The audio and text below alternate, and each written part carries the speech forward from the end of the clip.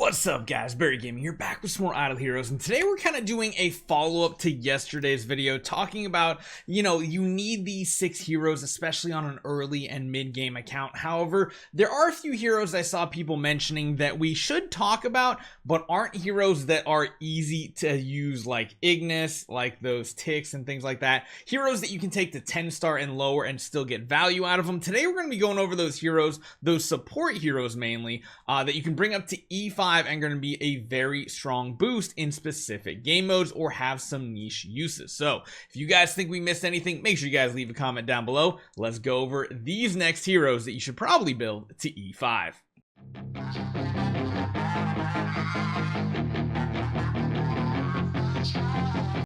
So starting off, we're going to go with what, the 5th anniversary? I think he was one of the 5th anniversary heroes with Russell, and that is Drake, the Dark Assassin, who had so many uses and is still relevant to this day. The big part about his abilities comes from Shadow Lurk, and essentially says every time the active skill or basic attack is performed, Drake gains Shadow Lurk for 1 round. When the battle starts and when the round ends, Drake inflicts defense down to the enemy with the lowest HP. Defense down reduces 100% of the armor, damage reduction, all damage reduction, block, and dodge on that target. That is huge, taking away every bit of defense, at least in the PvE modes that you will experience, meaning you'll maximize the damage done to that hero.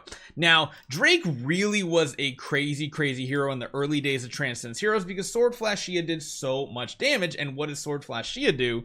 But attack the target with the lowest current HP, which synergized absolutely amazingly with Drake. Now, Drake still has his uses in the early and mid game, and like I said, there's still occasions where people even run him on PvP squads, but the fact that he can only get Tree of Origin and at this point can't get Destiny transition buffs, he's still good, he's just not as valuable as he used to be. His other abilities has mark damage, so if he does go before some of your big damaging heavy hitters, some of that damage can be turned into a mark effect, which can get past things like Unbending Will.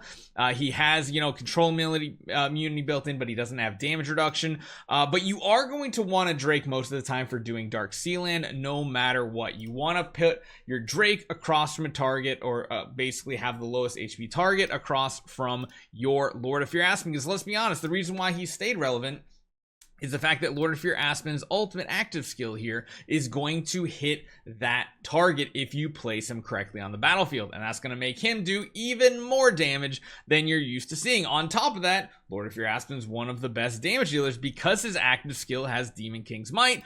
It just snowball effect goes absolutely crazy. If you're going up against the boss, most of the time you're going to want Drake in him. You'll still use him in things like Broken Spaces, Seal Land, even some other game modes, and that's why I left him off the last list. But let's be honest, if you're going to build a hero to E5, Drake is an amazing candidate. Next up, we're going to the Forest faction with Olivia, and Olivia's ability was, pretty solid when she first came out. She wasn't super hyped, but nowadays her ability to shrink an enemy is pretty crazy good. When you get shrink maxed out at 10-star, essentially this is going to increase all the damage that shrunk target takes by an additional 30%, while reducing all damage types or that they deal by 50%. This isn't stackable, and it does last 2 rounds. On top of that, she provides Fairy Guard, which is kind of cool. When a hero granted with Fairy Guard takes active or basic attacks, it'll basically deal armor ignoring damage to the ones that did the attack, and then it'll also heal that person for 150% of attacked HP. That's really cool. It's a nice little heal. It's not significantly big, but it is a little bit of a heal and some, of course, counter attack type damage. But the big thing here is this shrink effect. You can usually have 2 targets shrunk, and even in the current meta, Star Expedition, we were using Olivia for a long time. So many different game modes, this shrink comes in very handy. Heck, even in places pretty much besides Void Campaign, she can be very useful. And not only that, her basic attack also can do that same shrink ability, and you can see right here, it'll enchant 1 shrink effect for 2 rounds, which is cool. The downside is, even if you have her at E5 and you have your main damage dealers on your team, she's probably going after your big damage dealers. So even though it lasts for 2 rounds and you have 2 targets shrunk at the same time, Technically, only one of them will be shrunk when your big damage dealers hit. But again, it's a huge amount of damage. And if you are going to build a support hero, she's another great one to go to E5 with. Quick little note, we did bring up Rogan in yesterday's video too. He's another really great candidate to stay alive for longer. Of course, you just need to get to like the end of the first round to essentially get the really good bonus from Warpath Roar for the first couple rounds. This does continuously stack up, which is really cool. And of course, that Bloodthirsty effect will be more healing if you can keep him alive. Granted, you might not be able to, but again, good healing, good buffing, decent 5-star hero, not like super crazy good. Their stats are lower as you guys saw, but as an E5 can add some good power to your team. Surprisingly enough, we're going to mention a very old hero in the form of Cruz. Cruz is an Abyss Priest here. It comes down to one thing and one thing only.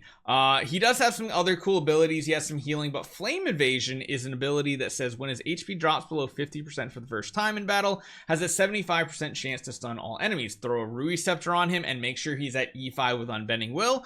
You can essentially guarantee to stun the entire enemy team, which is cool. Now, he does have some other cool abilities with a Weakening Mark, making them take extra damage. Also increases energy of a random ally. His basic attack removes armor and has 2 heals basically, which is kind of cool. Another good hero, just not as viable and as usable as some of the other ones, but if you worry about getting a stun off, he's absolutely amazing. It's kind of like if you think about Therapist Blood Betty nowadays. It's very similar to that. Very, very similar, just the old school version.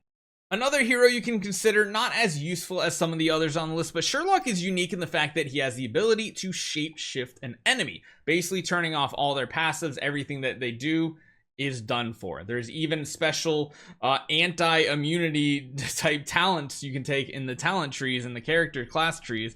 Yeah, he can actually completely CC a target forever, essentially. If you get lucky enough, he can help you in places like Sealand, like Aspen Dungeon. It has some really cool niche uses. Not as useful as some of the other heroes in this list, but still really, really good.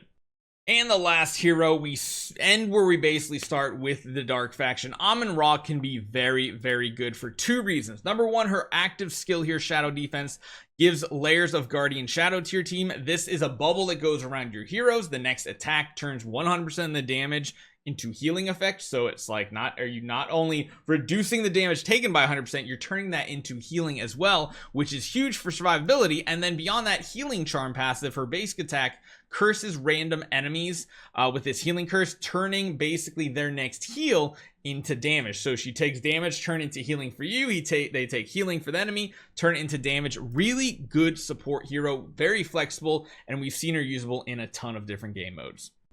So let me know what you guys think. Would you add anybody to this list? We're pretty much covering all the regular non-Transcendence E5 heroes that could be usable. If you think we should have added someone to this list, leave a comment down below. Let me know exactly why, and we'll start a conversation. Hopefully you guys enjoy this one. Hopefully it helps you guys out in the mid game, and I'll see you guys next time.